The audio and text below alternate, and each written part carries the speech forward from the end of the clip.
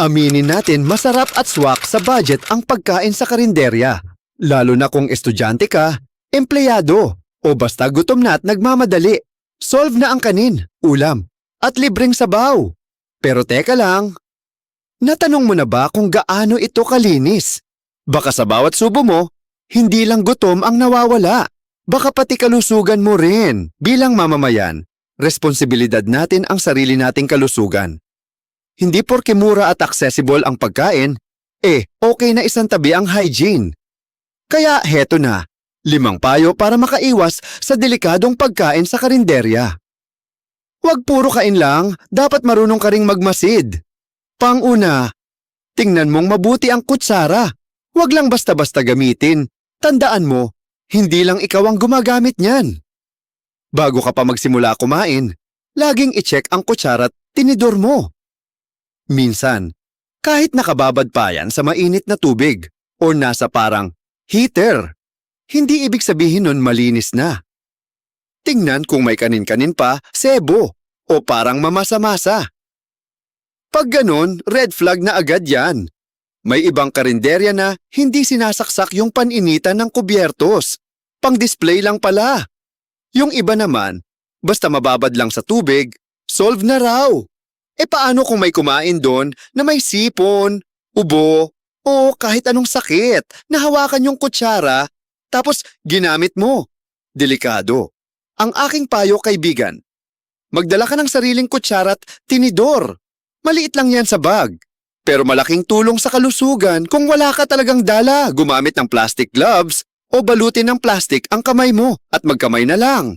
Mas safe pa. Pangalawa, i-check the baso. Kapag masebo, wag mo nang inuman. Marami ang di aware, pero ang madulas na baso ay hindi lang nakakainis. Delikado rin sa tiyan. Minsan, makikita mong parang may malabnaw na grasa o parang film sa baso. Ibig sabihin niyan, hindi banayad ang paghuhugas o baka ginamit pa ng ilang beses bago hinugasan. Isipin mo to, nagmumukha kang naglalaro ng ruleta kung makakaligtas ka sa bakterya o hindi. Lalo na kung iced tea, soft drinks o tubig ang iinumin mo. Walang init para patayin ang mikrobyo. Diretso sa katawan mo! Payo, magbaon ka ng sariling tumbler. O kung nasa office ka na, bumili ka ng bottled water na sealed. Kung makikita mong madumi ang baso, huwag kang mahiya. Ipapalit mo, sabihing take out na lang ang inumin.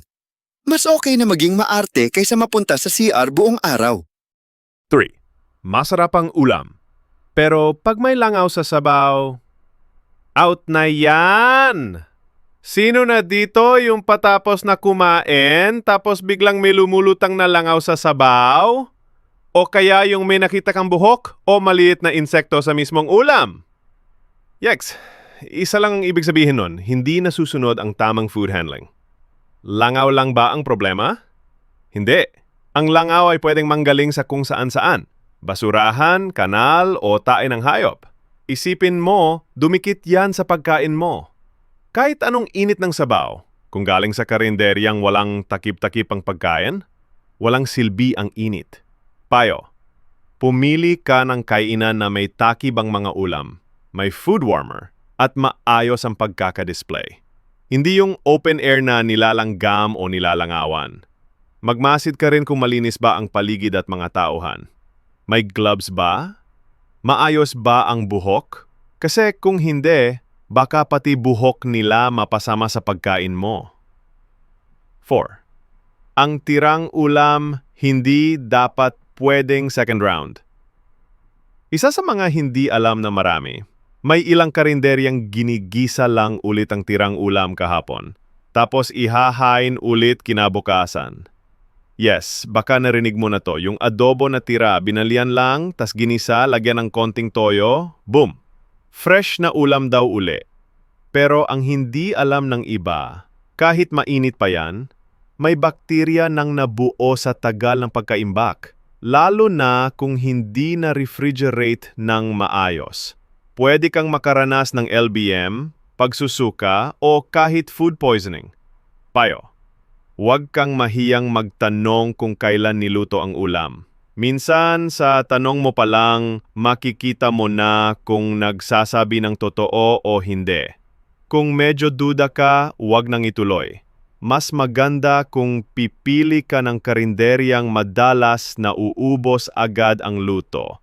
Ibig sabihin nun, fresh sila magluto araw-araw. 5.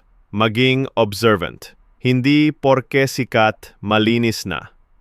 Minsan kasi, dahil marami ang kumakain sa isang karinderya, iniisip natin na safe at okay na to. Pero hindi ganon kasimple. Yung iba, bumabalik lang kasi mura o kasi malapit, hindi dahil malinis o safe. Minsan, pati mga suki nila, sanay na sa lansa at langaw. Bilang mamamayan, dapat responsable ka rin sa pagpili ng pinapasok mo. Obserbahan mo yung mga bagay na akala mo maliit lang pero may epekto sa katawan mo. Gaano kalinis ang sahig?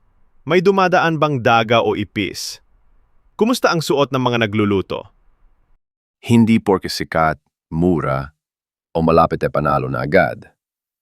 Ang tunay na panalo, yung busog ka na